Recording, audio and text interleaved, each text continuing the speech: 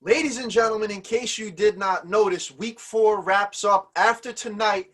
Doubleheader football, Monday Night Football action. But Sunday's games are already in the books. And that's what In the Huddle, which is our show, is here to bring to you. Our hot takes, our good takes, our bad takes, our debates. In the Huddle's back, ladies and gentlemen, episode 64. I'm Kenny C. Alongside me, per usual, is the real Lil and Zach Kroll. Unfortunately, no Cam Jones. He will be missed. But we have to chef up, fellas. How you guys doing? I'm doing good, man. I'm doing good. The one thing I just want to say to start off this show is that, the NFL is really America's sport. And, stats continue to show why it is. Because last night, we had two games on last night. We had the 49ers against the Eagles, and we also had the NBA Finals. Now, the 49ers and Eagles game had about 11.7 million viewers on Sunday Night Football, which nearly tripled the amount watched on the NBA Finals Game 3.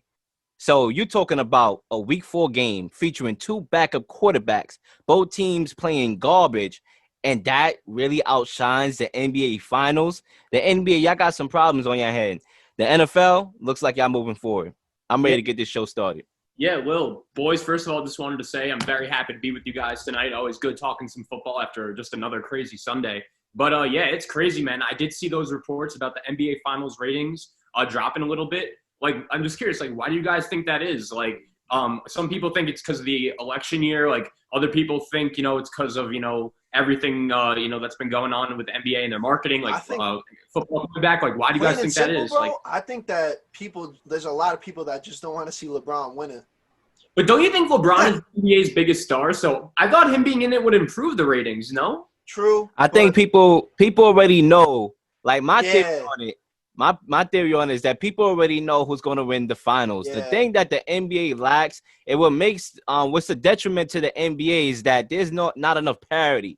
Right? Everybody want to go to the Lakers. Everybody want to go to Miami. Everybody want to play for the big Why you one got to get into the college ball, baby? That's what it's because all about. That's you know the what I'm saying? Because it's all about the marketing and the NFL. The best fan bases in the NFL are the low market teams, the Chiefs, the Packers, the Bills, and the Mhm. Saints. Those are like the biggest fan bases, and we don't know who's going to win it every year. The last team that won it back-to-back years was almost a decade ago, which was the Patriots, right? Yeah. And the Warriors went to five straight NBA Finals. So I Mhm. think that has a lot to do with it. For sure. But gents, it's time for football talk, baby. Let's get right down to this. The first topic, fellas, the Cleveland Browns. Oh my. Did anyone see this coming? Maybe because it's Dallas, but the Browns defeated the Dallas Cowboys 49-38.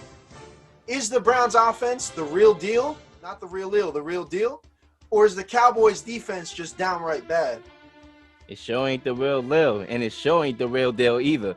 I'm talking about the the Browns offense here. I gotta go with the Cowboys right off the bat, man. I didn't know if I was gonna go first on this topic, but it just came out because I have a lot to say.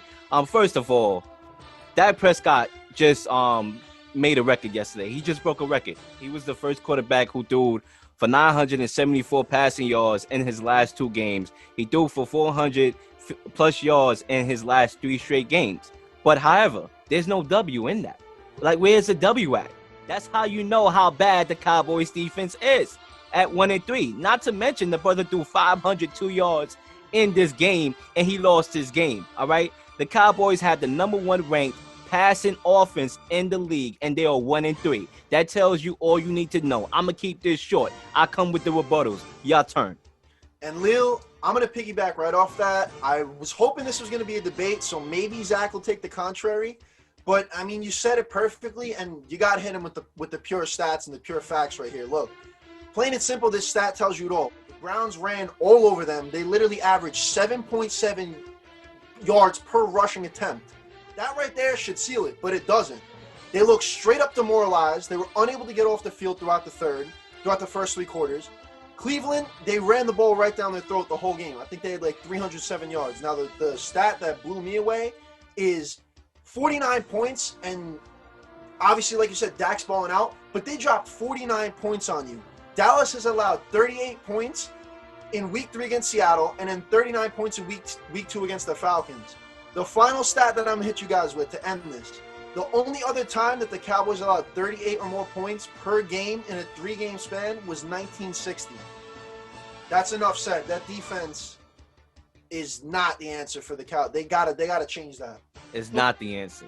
So, yeah, this was a very interesting game for me. Like, I had this game circled. I was very excited to see what both teams had to offer in this game. I think these two teams are kind of similar to each other, not going to lie. I feel like both of them have a lot of talent, but they can't really ever get over the edge, no matter who their coach is, no matter what situation they're in. You know, they have very passionate fan bases. But I'll say this. I was more high on the Browns going into the season than I was Dallas, just because of I believed in Kevin Stefanski more than Mike McCarthy, and I still think the Browns offense is really good. Kenny C, I remember you and I having conversations over the offseason about how Cleveland improved their offensive line, and even though they lost week 1 to the Ravens, and we know the Ravens are a really good team, they played really well in their last 2 games, and I think Baker Mayfield, when he's coached well, could be a player, especially with all this talent around him.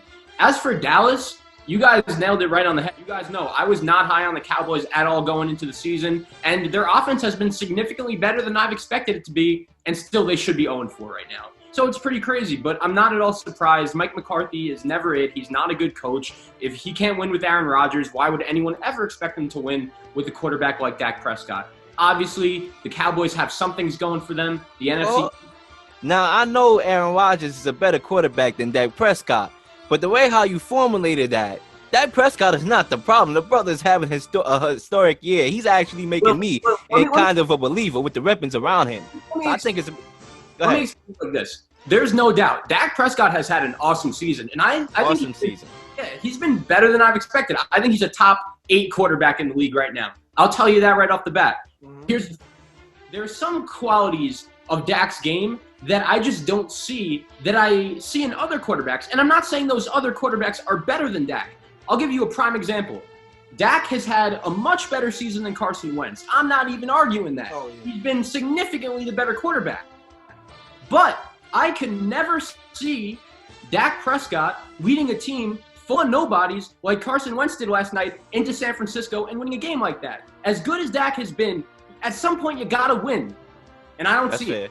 That's fair. But I just can't put it on Dak Prescott. You know, as much as we can sit here and talk about Dak Prescott's mechanics, especially throwing the ball down the field, he made some good throws in that game. He had one throw where he fitted in 2 defenders coming in. I thought it was going to be picked. He fit that ball in perfectly, literally, like he was throwing a daggone dart at a daggone ball, trying to hit the little circle thing in the middle, and he hit it perfectly. Bullseye, brother, bullseye. Good pass, Dak Prescott. Whee! Just at one point, bro, the Browns were up 31-14. And that's why I'm going to get into this.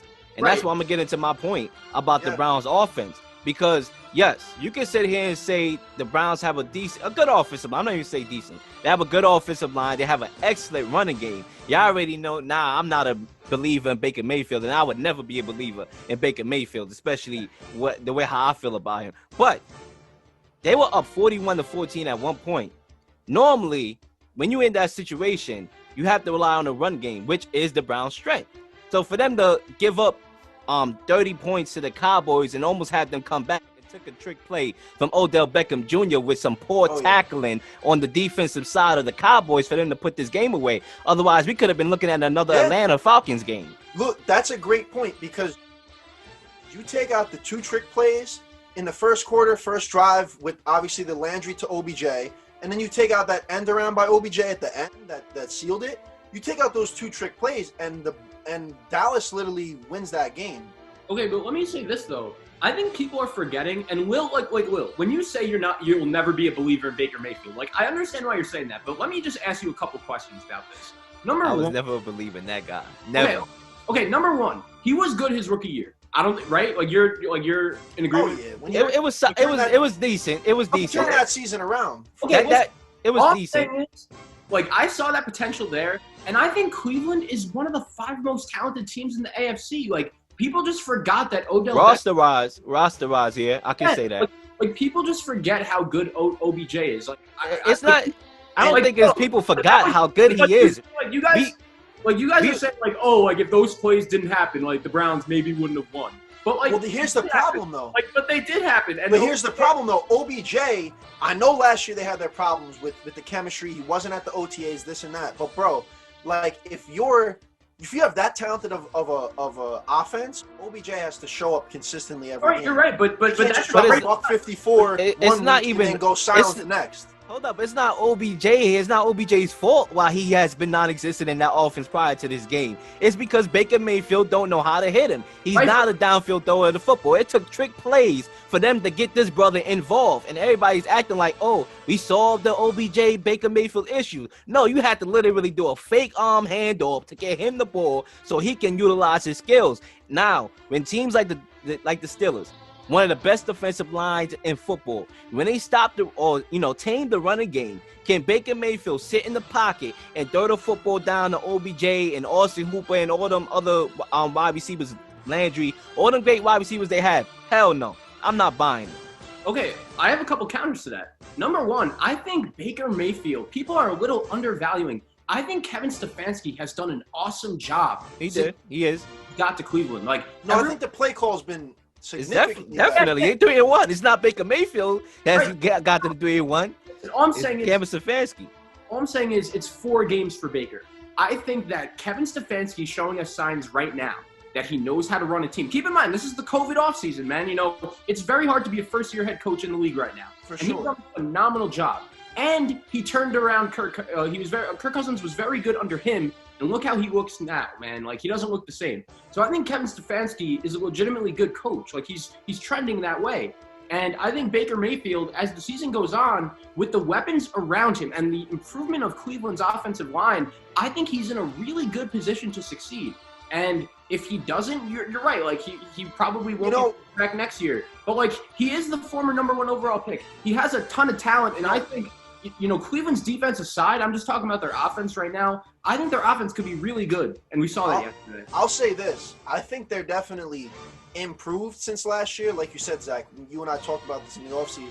They're definitely improved. But to me right now, like, all right, yes, it's early, but, like, I got to see this unit do more against the better squad. You take the Ravens. There you go. Obviously, the Ravens are really I was good. just about to get there. When you drop 6 points against the Ravens, and then you go on to beat up the Bengals, The Bengals, Redskins, come on. and then the Cowboys, those defenses are not good. Literally. By any means. Okay, well, let me say So- this. And They got to show me more against the Go ahead. good defenses.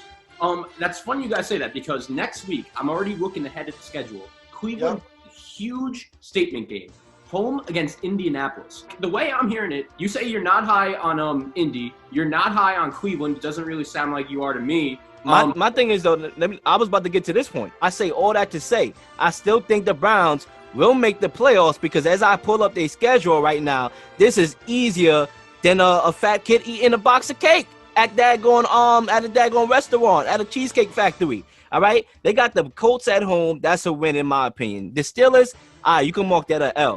That's one. Where is How that? you go? Where is that game? That's at the Steelers. That's an L. Yeah. That's an L right there. You move on to the next game after that. The Bengals on the road, that's a win. The Raiders at home, that's a win. Texans at home, that's a win. Eagles at home, that's a win. On the road against the Jaguars, that's a win. On the road against the Titans, probably a L. That's 2 that I have on mine. And then home against the Ravens, another L. That's 3.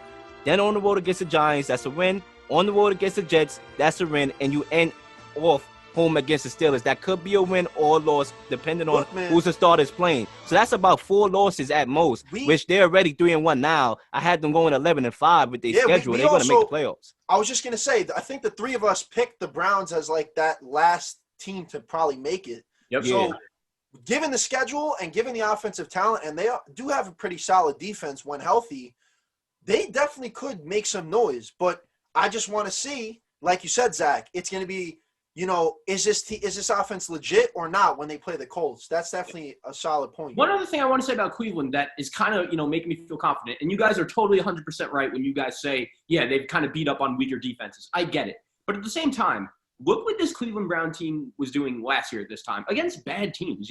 They got blown out at home against the Tennessee Titans. And I'm not saying, them doing these performances is making them legit, but it's a good sign if you're a Cleveland Brown fan. When were the last time the Cleveland Browns 3-1? If you're a Browns fan, you have to be really feeling excited right now. And the main point was their offensive line, man. This kid, Wyatt Teller, I don't know if either of you guys have, looked into him, but he's been playing awesome. He's their new right guard. And their offensive line with Conklin and Jedrick Wills is much improved. And I think Kevin Stefanski has a lot to do with that. We'll just have to see if the Browns can continue to keep this up. Might as well keep it up here on the huddle. Going on to our next topic, Kenny C, will you bring us away? Fellas, before I even say this topic, if anybody out there does not already follow us in the Huddle Sports Radio on Instagram, follow it and check out the Brady post, because it was already getting spicy in the comments, and it's about to get even spicier in this video, in this episode right now. The next topic, fellas. The Buccaneers defeated the Chargers 38-31 with Tom Brady's 5-touchdown day. Definitely looks stellar for that old man. Did this game show that Tom Brady still can compete at a high level? Who wants to take the mic? Because we all got a good amount of stuff to say here. I would say this. Y'all already know I'm the Brady guy. Y'all already know the Brady guy. So I got to the due diligence. I got to set it off like Jada Pickett up in this, you know what. All right, Tom Brady looked great yesterday. All right, 5 touchdowns to 5 different wide receivers, right? Now, looking into this game, I want to bring up a couple points, right?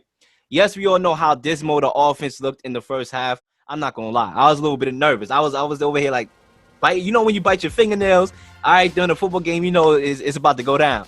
But, you know, after a pick 6 that Tom Brady threw, that I was like, oh, God, not again. They had a great second half. I think that the play of the game, the way how the game turned around was when the running back Joshua Kelly fumbled with less than a minute left to go at halftime, and Tom Brady hooked up with Mike Evans in the end zone, bringing the score to 24-14. This allowed for the Buccaneers to go into that locker room with momentum, and Tom Brady just flat out put a display on, you know, throwing the ball down the field to Scotty Miller on a 46-yard pass, throwing the ball to O.J. Howard, just swinging it. You know, Keyshawn Vaughn was great. I didn't like Ronald Jones catching the football. He dropped 4 passes in the first half, but Keyshawn Vaughn came and was like, all right, I'm trying to make myself a name in the NFL. Hello, Wookie. Welcome to the NFL. He caught a couple passes, including a touchdown. Tom Brady looked great yesterday. And for those people that saying his arm is shot, well, you saw what you saw yesterday. Okay, yeah. I have a bunch of things to say. So, number one, like, I agree. Tom Brady has looked pretty good. And, like, the fact that he threw 5 touchdowns to 5 different receivers yesterday, like, that was awesome. Like, no doubt about it. I do agree with you. That game changed on the fumble. I was very curious to see what would have happened if that fumble wouldn't have happened. But, you know, what are you going to do? Good for the Bucs defense. And that's where I'm going to start here. I was impressed with Tampa Bay's defense. That was my main concern for them going into the season. They played really well yesterday. And so did Justin Herbert, by the way. You know, the fact that he almost outplayed Tom Brady, like, super impressive. But here's my only problem with Tampa Bay. Like, you saw on that first play, right? Like, that pick 6, like, what was that? Like, it was just a bad read. Like, okay, whatever. I get it. But at the same time, what do you got? Like, do you guys think the Chargers defense is any good? Because, like, I would say this. They sure shut down Pat Mahomes boy, right? A couple of weeks ago, they shut that brother down. Only 23 points, rather. So, I mean, you want to talk about how bad their defense is. See what they did to boy Pat Mahomes, I'll say it's middle of the road. It sure ain't trash.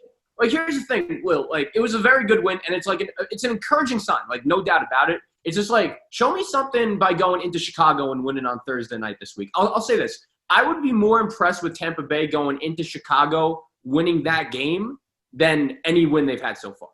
That's kind of how I feel about them. I'll say this. All right. With Brady, can he still play at a high level? We just saw a flash of it. Leo, I'm going to flash you back to week 1. When Rodgers balled out, you had said, you know, I don't think Rodgers is going to do this on a consistent basis. But obviously, you know, Rodgers is doing pretty damn hot right now. He's showing that. So, all right, for me, this is just one game. He showed me flash. He did drop 5 TDs. He played great. I'm not denying that.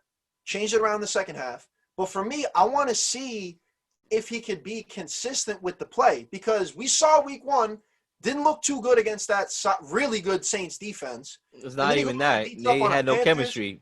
He beats up on the Panthers, beats up on the Broncos, but those defenses are trash money. Chargers defense is middle of the road. And Bruce Arians, without Arians in that position, do we think that the Bucs would have came back in the second half? Say Todd Bowles was the head coach? My thing here is, and this is why I'm about to shut it down where it starts right now, okay? Right, can you see my question to you?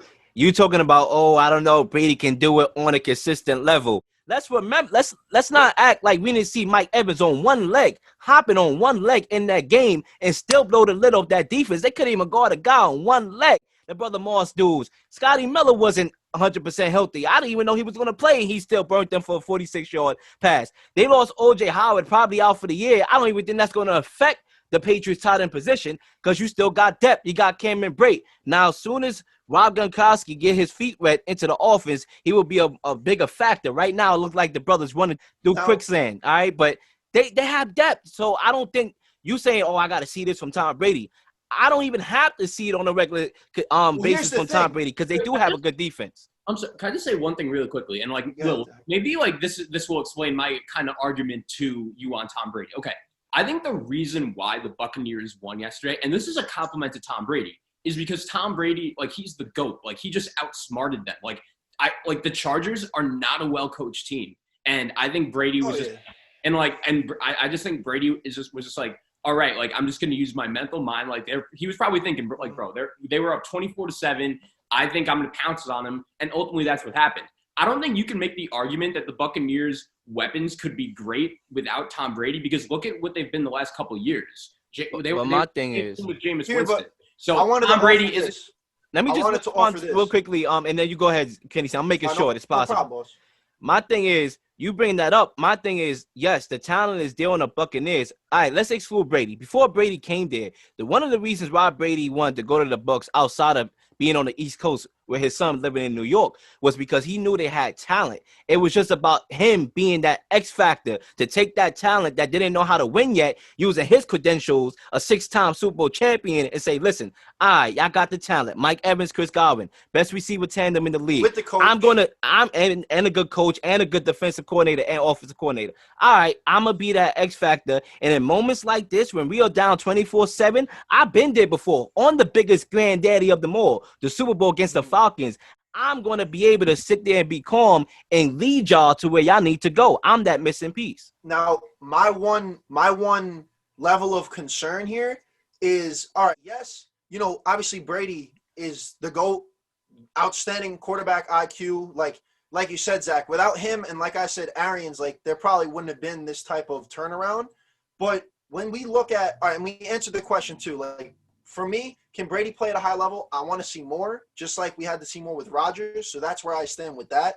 With the Bucs as a whole team, fellas, yes, they have the weapons. Lille, preseason, we said, all right, going into this draft, if they don't get an offensive lineman and change that around, it's done. Even if you bring in Brady, they're not going to do much. They brought in Wirfs. Wirfs, as an individual, has played great. But I looked at Football Outsiders, fellas. After week 3 here, the Bucs O-line is ranked 24th in the league. So Wirfs It didn't look like it yesterday. It didn't look like it yesterday, though. I was more impressed yesterday with that offensive line than I was throughout the whole year yesterday. Here's what I'm trying to say. Like Brady, I want to see more consistency. And my problem is you have a 24th ranked O-line and a rookie quarterback drops 30 on your secondary, which is not terrible. I'm not saying it's terrible, but it's very young and inexperienced. So with the secondary and with a bad ranked O-line, when it comes December football, which matters the most, whether you're talking MVP or if a team is good enough to make the Super Bowl, make a run at the Super Bowl, when it comes December, can this line hold together for Brady against playoff contending teams? And can the secondary step up when it needs to and not allow things to happen like a rookie QB coming in and running the show? That's my take on the Bucs. Yeah, can I just say this really quickly? I think that's a really good point. Kenny C, when you say that about the Bucs offensive line, that's basically how I feel about the Bucs team as a whole. Because as good as Tampa Bay has played the last 3 weeks, I don't think the Chargers are any good. I just hate to say that, but it's the truth. I think they're a poorly coached team. I thought they were okay. I think they're a poorly coached team with a rookie quarterback. So they lost to the Panthers last week. What are we doing here? So the thing is, they almost beat the Chiefs though. Okay, I get it, but almost is what does almost mean? I mean, almost you let Mahomes scramble on the 3rd and 15 for the first down. I mean, put a spy on the brother. I don't take Tampa Bay seriously as a I think they're winning the NFC South. I do. I think they're going to win the NFC South. But I don't take Tampa Bay seriously. I don't put them in the same category as a team like Green Bay or a team like Seattle, just because I don't think they could score with them.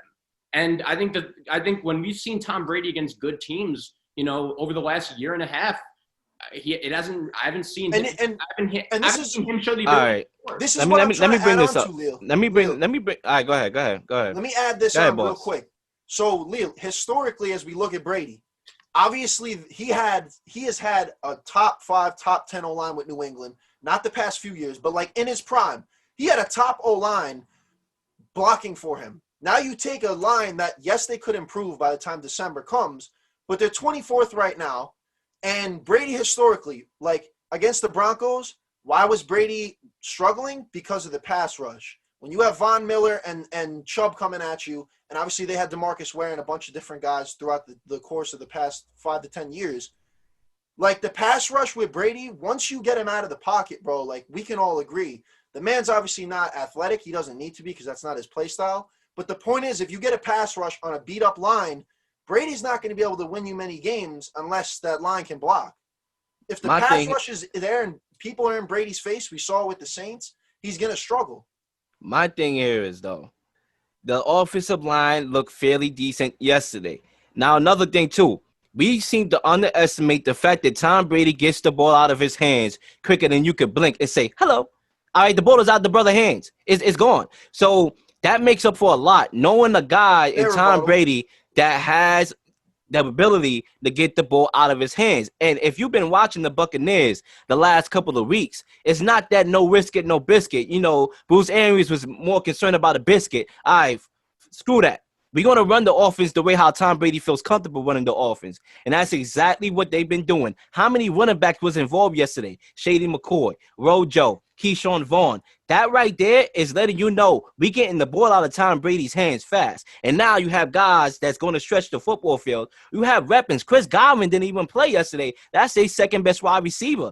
Fournette didn't even play yesterday. That's on one of their running backs, and that's another running back you can add to the equation. But the problem is we got to check it down to like reality of the Chargers defense is not anything. They're not really a top 15. My thing is, if you're a super, I don't know how you look at that roster. Defense. I don't know how you're looking at that roster and just blaming on the Chargers defense. That roster is talented. There's a reason why people are saying that's one of the best offensive rosters. I'm not discrediting the weapons, but when they go up against the defense that's actually really good, you're going to see the GOAT who threw 5 touchdowns against your Packers coming up in 2 weeks. It's going to blow the lead. When you and have one more thing I want to say. When you got the Smith Bros in his face, it's not going to be so easy. One more thing I want to say. You look at the Bucs, right? A lot of people is saying and this is a fair argument. One of the reasons why the Bucs offense hasn't been consistent right out the gate as some of us expected to be, I don't know how, with COVID and training camps, is because there's too many parts. So Tom Brady is having to sit back in the pocket and it's like, yo, I got Gronk. I want to give him some love, but I also got Mike Evans. I got Chris Godwin. I got weapons all around me. So to a certain extent, Tom Brady has to balance, feeding stars the ball. But I think that's a good thing because in the NFL, the way how guys is dropping like flies on every roster almost, you see the injuries, the fact that they have depth shows you that if they lose a O.J. Howard, which he is out for the year, that they still can reload offensively. And the defense is improving. It's a top 10 defense in my opinion. Come on. This reminds me of the Broncos of 2015. Tom Brady doesn't have to be great. And when he does, he shows he can be great. I agree, but I just don't think the Bucs defense is. I see what you're trying to say. I just don't think the Bucs defense is anywhere close to that same level as that Broncos. Yeah, it's not. But it's good. I'll give the front seven credit, but outside of the front seven, like if they play a team like the Niners, who the hell is guarding Kittle? Yeah, he's going to torch the secondary. Look, you brought up a really damn good job against the Saints, though. So, listen, Mike Thomas was in check. Michael Thomas was banged up, though. He's been out. He got banged up that game in the middle of that game, but before that, he was shut out. When you were talking about, I want to see Cleveland do more. I want to see Cleveland do more. That's basically how I feel about Tampa Bay. Tom Brady doesn't have to be great, and he shows he has that experience. Experience is the best teacher. That's why he outdo Justin Herbert, and we're going to get into him right now because of that experience. Now, talking about Justin Herbert here, I think the brother has a lot of potential. I mean, he threw a nice, beautiful dime to undrafted rookie Tyron Johnson out of Oklahoma State, and there was a lot of guys like that you didn't even know what college they played for. And he was throwing the ball to them and making them look good, standing in the pocket. You got Todd Bowles trying to blitz on a 3rd and 8, and he sits back in the pocket, and he throws a good dime down the field to Jalen Guyton on his back foot. he really did ball out. Like 293 TDs and 20 for 25. Like he's showing people that like, all right, Tyrod, like I can cover the slack for you. Like especially against the Bucks team that's a contending team, no doubt. Like top 5, top 8 type of team. Like he definitely did his part. And like you said, Leo, like he not only led with passing, but like he led the rushing attack. Obviously, Austin Eckler got hurt, but he took everything into his own hands, and he made guys that were no names great. Yeah, I agree with Kenny C 100%. I mean, a big reason as to why I'm so down on the Chargers is like, bro, I don't know. I think we talked about it on this show when right after that Chiefs-Charger game when Anthony Lynn had the audacity to say Justin Herbert is still our backup. Why would he still be the starter? I agree 100%. It's not 1998. If you draft a rookie quarterback with the weapons you have, like this Charger team, you should be starting him 100%. Then why would you draft him if you're not? Anthony Lynn is clueless, in my opinion. Like, I just think this performance makes him look even stupider if we're being honest. And I agree, man. Like Justin Herbert, I think he's played better than Joe Burrow, to be honest. Like, I'm not gonna lie, I've been really impressed with him. As you guys said, the Bucs defense is stout. It's a back end top 10 defense, in my opinion. And yeah, they played. I was impressed with Herbert. With the weapons around him, I've been impressed with the rookie quarterback. My thing I want to say, Zach, before we leave this topic, before this joint close, is the fact of the matter is, Anthony is absolutely right. He got to see the training camps. He got to see the practices. There's a reason why he said Tyrod Taylor's our guy. Just because Justin Herbert had a good game yesterday and a good game 2 games ago against the Chiefs doesn't mean you're ready to throw him in there in a fire. He made a commitment. Now, for example, in the locker room, when you have teammates, there may be some guys in the locker room who is probably familiar with Herbert and wants Herbert to be the guy. But they also watching the coach, because if he can make a promise and say Tyrod Taylor's our guy, and then he breaks that commitment, then that could break trust in the locker room. I'm not going to sit here and remove a guy from his job because a doctor punched his lung. I'm not going to do that. It's one thing to get injured and you lose a job because of injury. Yeah, that's your full kind in a way. But when a doctor punches your lung, I'm not going to say, all right, Justin Herbert, this is your job, because a doctor didn't know what the hell he was doing. That's ridiculous and absurd to me. Well, I got to tell you, dude, like, when I look at Anthony Lynn, I judge. At least give him a shot. I judge coaches very harshly, man. And I lose faith and trust with coaches very easily. The bottom line is this. Last year, the Chargers had a bunch of talent. They were 5-11. Totally unacceptable. I look at this Charger team. All right, it would be one thing if Justin Herbert, like, it was like in a Tua situation. Had no talent around him. The team was going nowhere. But I think this Charger team is in a position to win right now. And Tyrod Taylor, you're right. Like, he's a good backup. But the ceiling of Justin Herbert right now is just too much for me to pass up. I think you've seen it in these 3 games. He almost outdueled Tom Brady. How could you bench him? The one thing I'll say on this with Herbert and with Tyrod is, all right, after the week before this past week, like obviously we all know Herbert balled out. Like he's definitely earned the spot. I could agree with both of you because, like, one, do Chargers fans want to see Tyrod over their rookie who was balling out the week before, or do they want to see Tyrod, who, yes, could earn a spot, like could earn his chance to be the starter? Maybe he has earned a spot since he is the veteran, and he hasn't started since 2017. Like, I look at it both ways, because if Herbert, like, if the doctor doesn't puncture Tyrod's lung, then I think maybe you give Tyrod at least a shot in one game. Well, Kenny, let me ask you this, man. The bottom line is this. I see, like, I'm not saying, like, Lil is making, like, what everything Lil is saying is true. But I'm just going to, ask you straight up. If you're Anthony Lynn and Tyrod Taylor walks into your office tomorrow and says, I'm healthy, I'm ready to play next week, what do you do? Who's your quarterback? Tyrod Taylor is my quarterback. Simply because the reason why he's not there right now is because a doctor punctured his lung. It was out of his control. Now, what I'm telling Tyrod Taylor is, or what I'm keeping in my mind, is that now, in this time when you was out, I see what Justin Herbert has been doing. Like, I see what Justin Herbert is doing now. So, Tyrod Taylor, you will hold to a higher standard now. You better show up. Now, if he starts messing up, then, all right, you already know what you got in Justin Herbert. So it's not the end of the world. It's not like the brother's going to go bye-bye. You have him. You drafted him. He's going to be on your roster for a minute. Right now, you're not doing nothing anyway. I don't even think they're going to make the playoffs right now. So either way, you can go to Tyrod Taylor. Give him a shot, at least a shot from a morals perspective to at least earn back his job. And as soon as he shows that he is not capable in leading the offense as good as Justin Herbert, then you pull the plug and you let Justin Herbert go from there and let him take off. I just don't know how you could watch not every, but most of Tyrod Taylor's career. We know this guy's been in the league a couple years now. You know, I think we have a pretty strong idea of who Tyrod Taylor is as a quarterback, right? We're all in agreement on that. Is a game manager. Yeah. I don't know how you could watch Justin Herbert play the last 3 weeks and watch Tyrod Taylor play his whole career and think a team is better with Tyrod at quarterback. No, look, you know? I'm not saying, bro. Listen, I'm not saying that. What bothers me about NFL coaches? They don't play to win. But all I'm trying to say, it's not even that. It's all about playing smart too. Like you have to be smart. All I'm trying to say, listen, is the fact that one, if the doctor doesn't puncture the lung, and two, the fact that going into the season, like Tyrod was set to be the starter. Like Herbert was gonna learn from Tyrod and do it that way, like most teams do. But why does that matter? Like, why does that matter? I'm just saying, I'm just saying, because it matters because Tyrod earned the spot. That he earned the spot. They had an open battle. Hold up, Zach. They had an open battle, an open quarterback battle in camp.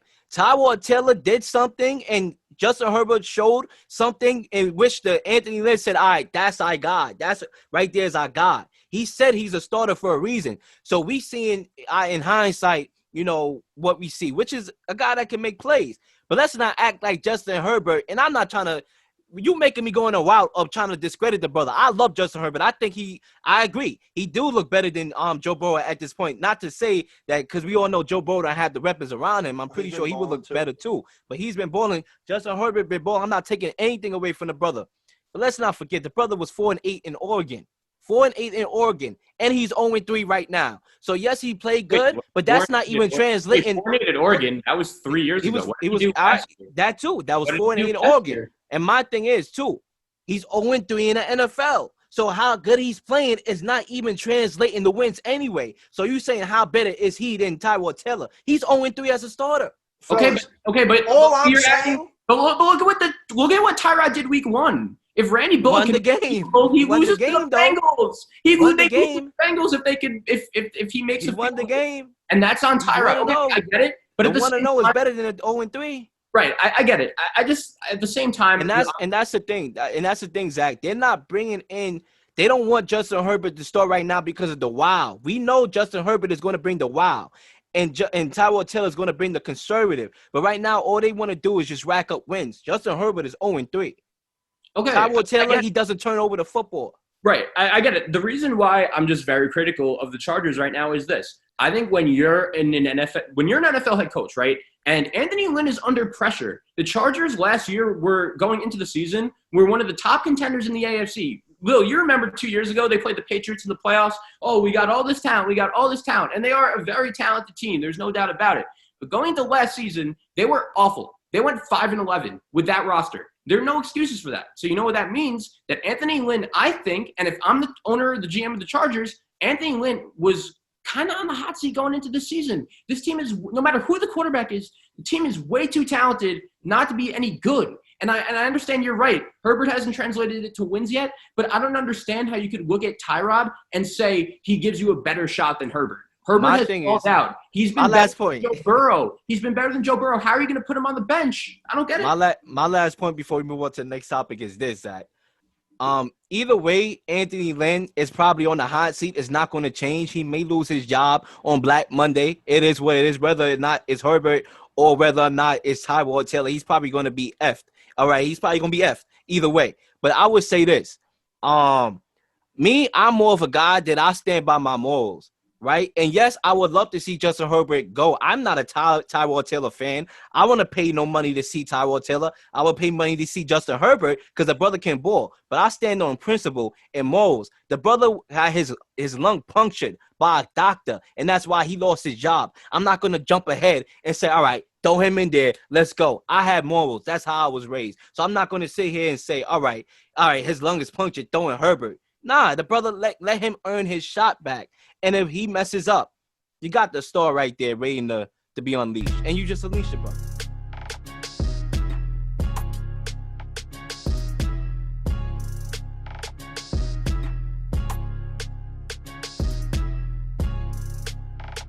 move this thing on to another quarterback that we got to talk about here, I'd like to just say a few things about this man. The next topic is the Eagles defeated the Niners 25-20 on Sunday Night Football and are now in first place in the NFC East. Did Carson Wentz silence his critics? Look, before the season, Zach and I were very high on the Eagles. We would pick Wentz over Dak in a time where it's normal and they're both playing well. We take Wentz and the Eagles over the Cowboys probably 9 times out of 10. But the things that I've seen from Wentz, look, I know he doesn't have the weapons. I know the most weapons. I know his line has been beat up. But look, from an individual effort, this man has showed me that his run ability and that his legs are more efficient than his arm. 7 picks and 4 touchdowns in 4 weeks. 2 picks against Washington, pretty much letting them come back down 20-something points. Wentz has not played well. I think, if anything, he's promoted the critics because the fact that he has a 60.6 completion percentage and 4 and 7 touchdown to interception ratio is all you need to know right now. Wentz, I was high on you before the season. I like Wentz genuinely. He's not had the best track record because of injuries. He did have that MVP caliber season before he got injured. But look, man, this season, I know the Eagles offense isn't that good. Their defense pretty much won them that damn game. If Mullins doesn't throw a pick 6, the Eagles pretty much lose. So I'm not giving Wentz any praise right now. Last week, I said that Wentz needed to step it up, and I wanted to see more, and he really didn't do much this game, this week, to show me that he's improving with that offense. So I'm not very high on Wentz right now. Zach, you want to go ahead and I'll go after you? Yeah, so here's my thing here. Can I see, like, everything you said has been true. Like, Wentz has been turning the ball over a bunch. But my thing is this. When we talk about teams banged up, like, I'm not making excuses here, but the Eagles are missing 3 offensive linemen. They're missing 5 wide receivers. How many? They're missing Dallas Goedert. So yeah. I understand they tied the Bengals. I understand they lost to Washington. I get it. But they're super banged up. And the fact that they went into San Francisco last night. And look, I know the 49ers are super banged up too. And the Eagles had their starting quarterback. I get it. But George Kittle was balling out last night. I wasn't that impressed with the Eagles defense that much. I think they won the game last night because of Carson Wentz. And if I'm an Eagle fan, that is a great sign going forward. You don't see Dallas doing that. And this is why I love Carson Wentz so much in the preseason. Kenny C, my thing is, your point is too analytical here. You're saying 4 touchdowns and 7 picks. I get it. The numbers don't look good. They don't look good. But at the same time, you see a quarterback do that and lead his team to victory.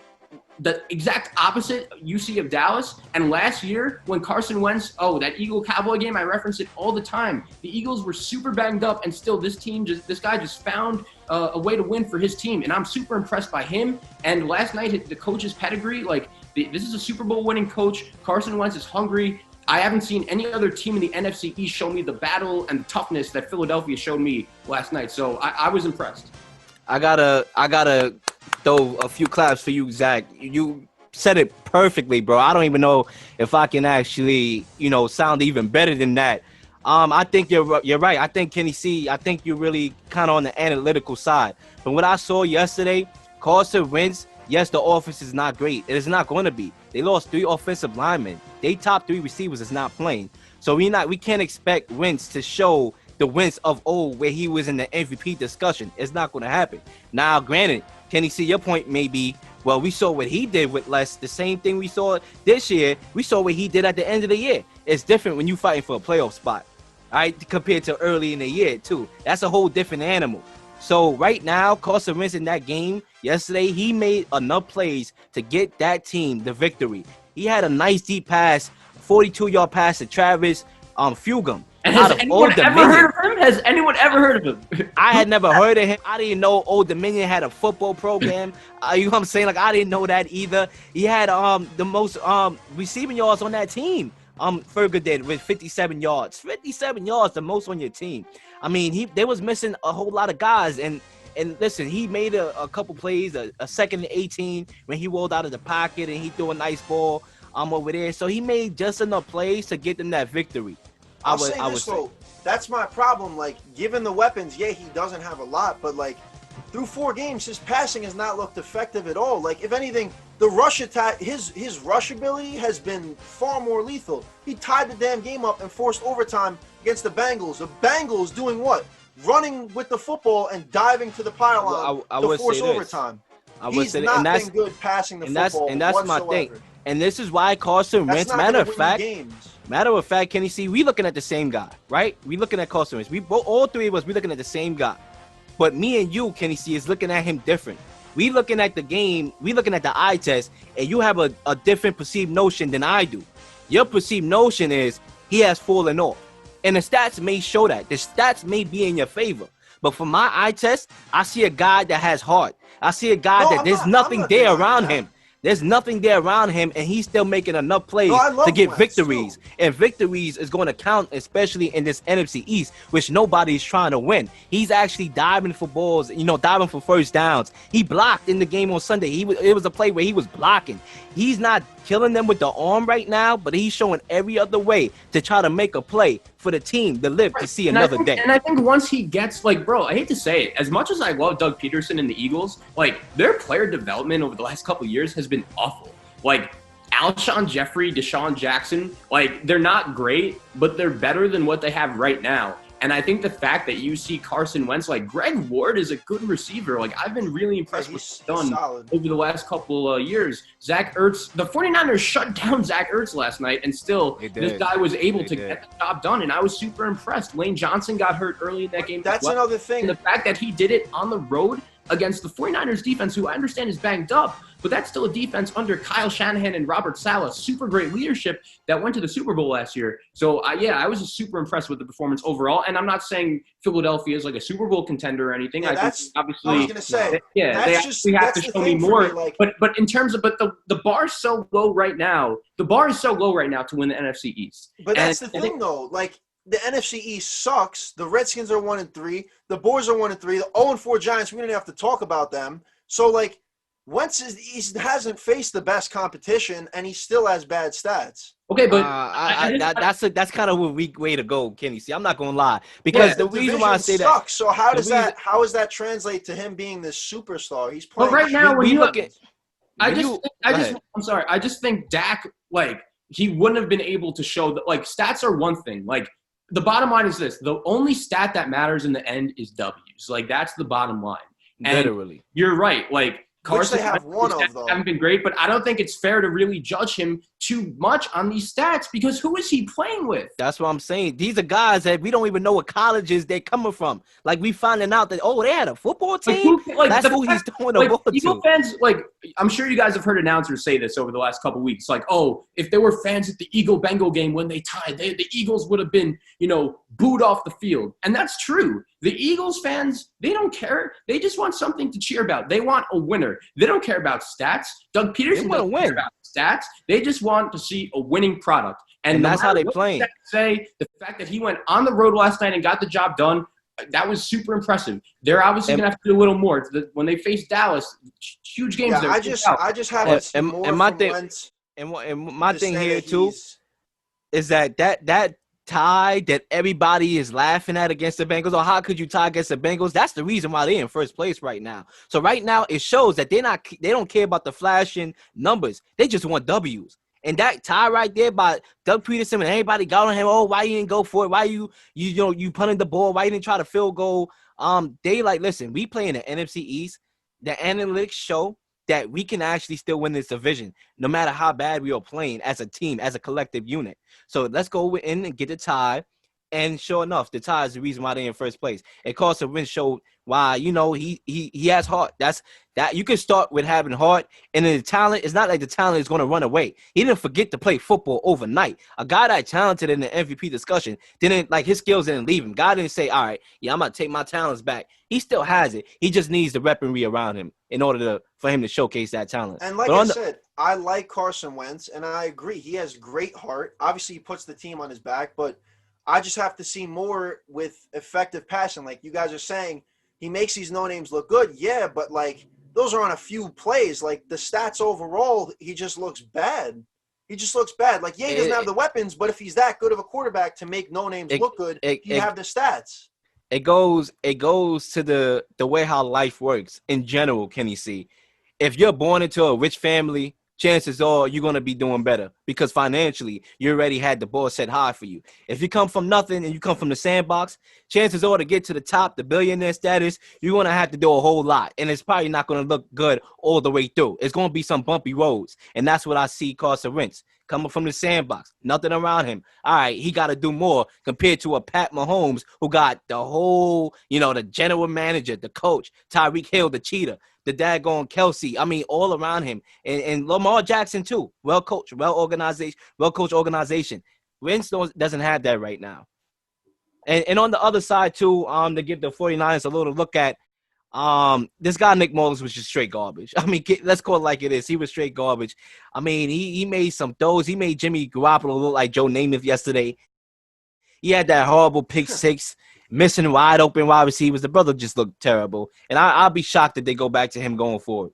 Yeah, one thing I want to say about the 49ers, on my podcast, I was actually just getting ready to talk about this, is that the NFC as a whole, besides like Green Bay, Seattle, Tampa, those handful of teams, I think has been disappointing. Minnesota, Detroit, teams like that have been much worse than I've expected. And I think when you look at this current state of the San Francisco 49ers, even though they were super banged up and Bosa and Solomon Thomas are out for the year, I think just having Garoppolo and George Kittle and Mostert back, those three guys who all should be back next week, is just a huge sign going forward, and it's a huge positive. I still believe in Kyle Shanahan. I think he's one of the top 5 coaches in the league, and when you look at the current state of the NFC right now, I understand they're in a tough division, but I believe they're going to need it. That schedule is hard. That schedule is a gauntlet coming up. Right, yeah. I guess what I'm saying is I believe in them long-term more than I do the Rams. I believe in them long-term more than Arizona. And I think they're definitely, once everyone gets healthy, I see them as a definite Super Bowl contender in the NFC. I still believe in that team and the foundation of it.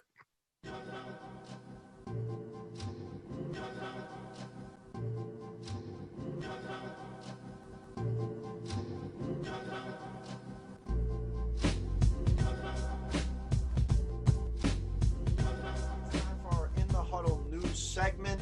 Leo, you could take the stab at the first topic. Okay, so we have Jalen Ramsey out here waiting for Tate outside the locker room after the fight yesterday. So I guess the backstory behind it was that Ramsey was dating Golden Tate's sister, and while she was pregnant, the brother was like, "Just beat it, I'm out of here." And I think that calls for Tate to say, "All right, I'm going to see you when I see you," which was yesterday. And it resulted in a fight at the end of the game. Baby mama drama. That's just what it is, y'all. And I'll say this. It didn't help that Ramsey absolutely jacked up Tate on that one play. That definitely got in that man's head and said, all right, we're scrapping after this game. So I'll say that. And I will say this as well. This gives me not a similar flashback in terms of like in-game, because obviously like in-game they didn't really fight. But it kind of reminds me of the OBJ Norman beef. Like, little bit like that, except obviously this was post-game. But, I mean, I like the physicality between the two. Yeah, I agree. Nothing else really to say. Yeah. It's just baby mama drama. That's what it is. Baby mama drama that translated to the on-the-field antics, basically. But I hope one thing I would say is that Tate, I mean, you fighting for your sister, you better have won that fight. I don't know who won under the power because we couldn't see it. But I'm pretty sure if Tate lost, then I don't know what to say, brother. Next thing here is kind of like a double or triple whammy since it's all about the Texans, because we got to add this in here. So Watt, he said that on the Texans' own 4 starts, something needs to change. And today, fellas, just we got that change. An hour or so ago, it did change. I understand we fell short in terms of taking this team further in the playoffs, but I do leave knowing that myself and this staff gave everything this organization deserved and more. We worked very, very hard to try to get this to a place where, it could be a championship program. We just didn't get it done. I will leave here with very fond memories of the Houston Texans organization, very fond memories of Houston. Bill O'Brien was fired today about an hour and a half ago, 2 hours ago. And just to throw it in here as well, we might as well triple up on it. The Texans also passed on Earl Thomas earlier this week this past weekend after teammates pushed to keep the safety out of their locker room. So, fellas, we'll just weigh in on each of these things. Yeah. I would say this about Bill O'Brien, man. I didn't think it was gonna happen this fast, but I'm not mad that it happened this fast because at the same time, I'm more like I'm not in favor of Bill O'Brien, the manager. I thought the GM right there, I thought he was a terrible GM. Yep. We all know what he did with DeAndre Hopkins and the picks that they lost. I'm hearing that they don't even have a first round or second round pick, and you own 4. So it's not you can't even like rebuild almost like reload or something.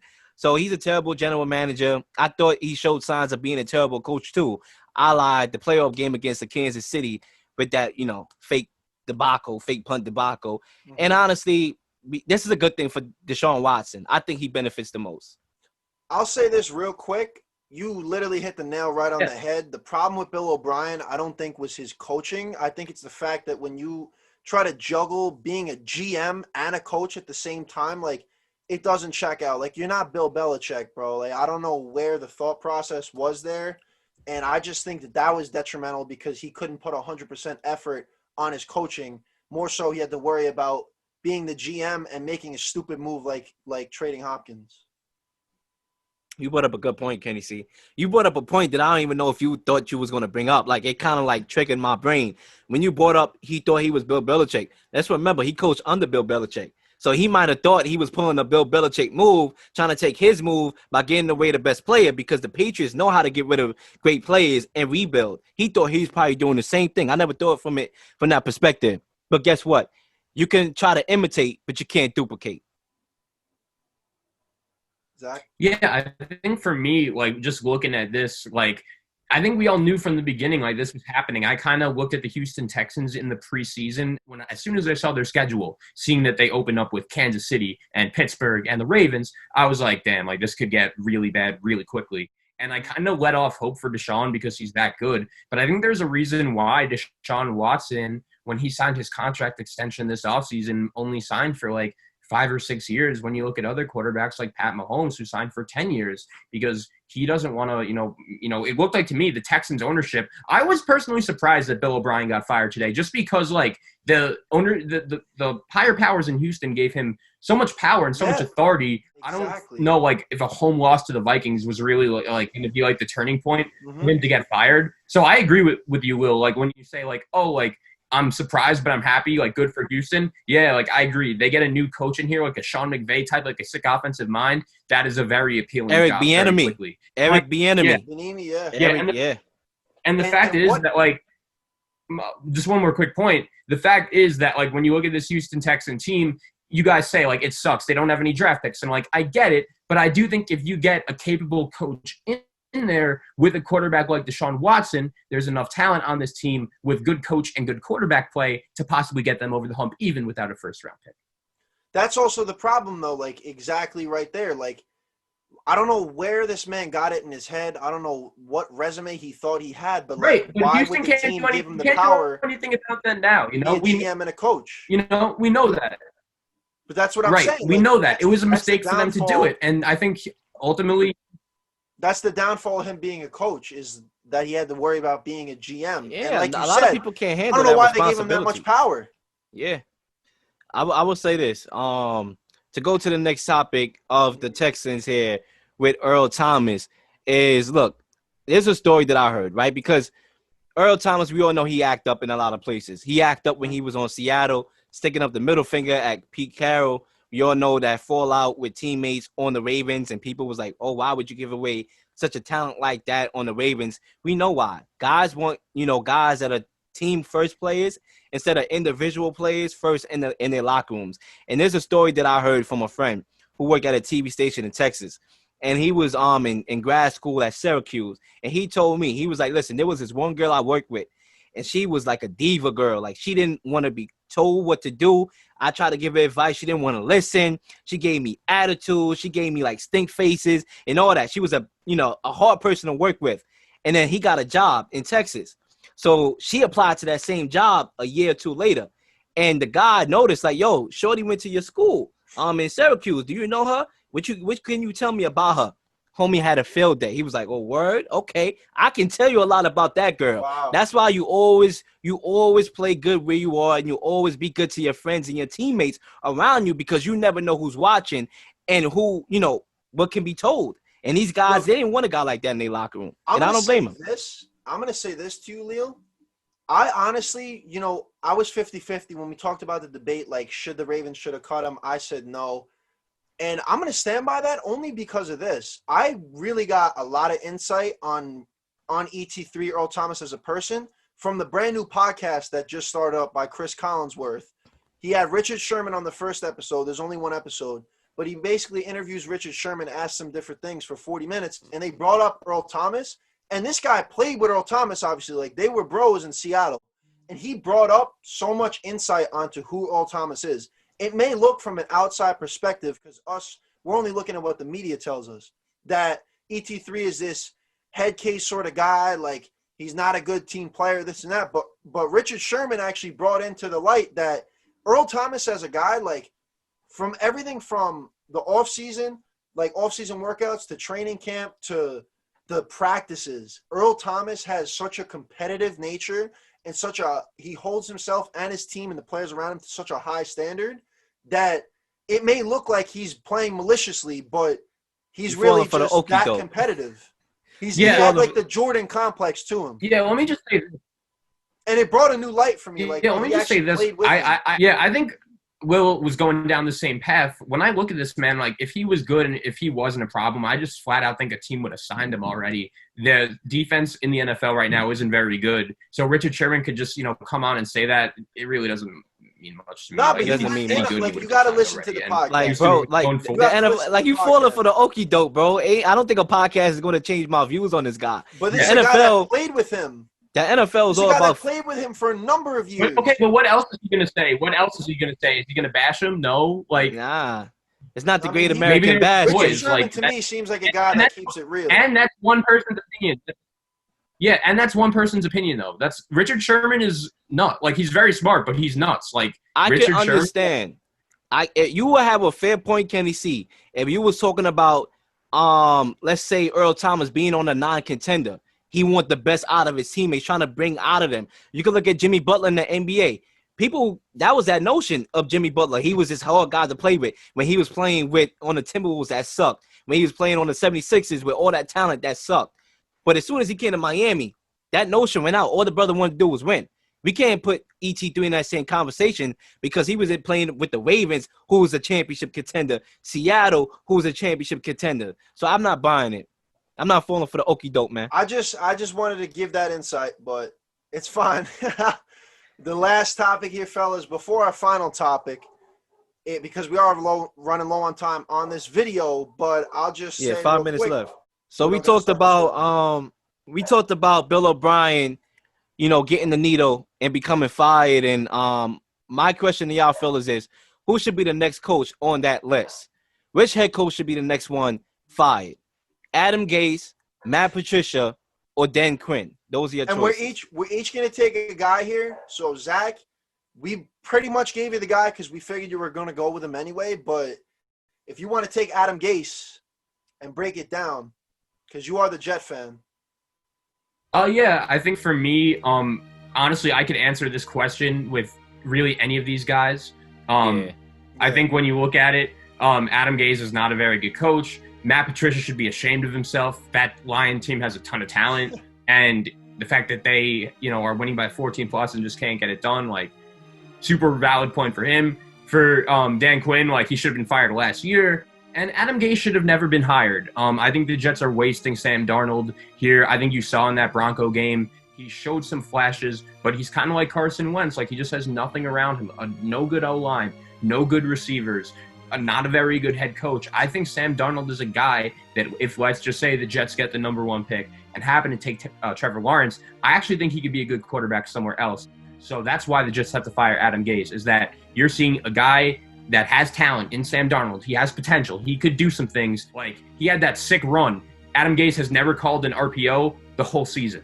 That is what Adam Gase is in a nutshell. He doesn't adapt to modern times at all. He has an athletic quarterback who's mobile. I don't think he's that bad, but the Jets aren't going to pass up on a talent like Trevor Lawrence. So I think if you put Sam Darnold in like Pittsburgh as Big Ben's replacement, that could work out. I believe in Sam Darnold going forward, and I know that's hard for me to say when the Jets are 0-4, but there is some talent on this team, and Adam Gase is just getting nothing out of them. Real quickly here, Zach, I'm going to make this quick. The one thing I would say about Adam Gase and Sam Darnold, I think it's kind of half and half, like we talking about iced tea lemonade. I think this part of the pay calling is why Sam Darnold doesn't look that great, but I also know Sam Darnold has a huge turnover issue. Ever since his days at USC, turnover issue, and I think he's a little bit reckless with the football, but I'm not going to put all the blame on Sam Darnold. I do believe it's part of the coaching, and you said it right. All three guys deserve to be fired at some point during the season or after the season concludes, but I'm going to go with Matt Patricia. Listen, the Lions have been outscored by 133 points in the second half under head coach Matt Patricia. The loss to the Saints, they gave up 35 unanswered points. All right, and this marks the fifth straight game in which the Lions held a double-digit lead and lost. All right, they lost 14 of their past 16 games under Patricia. They're 10-25-1 under his command. Mind you, Jim Caldwell was fired after a 9-7 season. Jim Caldwell went 36-28. You got to fire this brother. I'm gonna straight up. Got 2 minutes. And with Dan Quinn, I mean, it's straight up on a table, fellas. The past 5 to 7 years, this man has had at least a top 10 offense in the league. And yeah, they went to the Super Bowl. You know, Matty Ice led them to that Super Bowl. Obviously, the defense was really good. Even with that full stack team, him and Shanahan absolutely choked. They lost that Super Bowl when they had it in their back pockets. He's 43-40 in the regular seasons, just above 500. He hasn't done anything for them in the past 5 years. All he's really been is a choke job. And like you said, Zach, he should have been gone last year. If you have an offense that talented and a quarterback that's known as Matty Ice, who is super talented, played at an MVP level that season, and you still choke, you got to go. You got to go. Ladies and gentlemen, all these cats got to go, and we got to go.